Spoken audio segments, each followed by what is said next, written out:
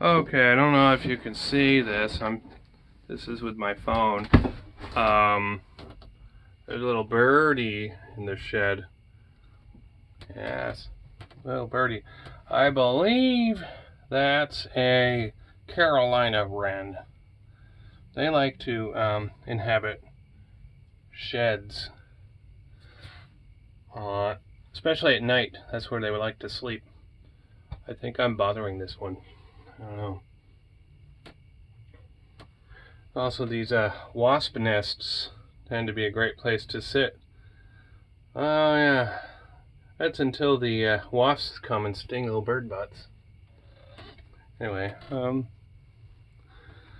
that's a weird nest right here. Oops.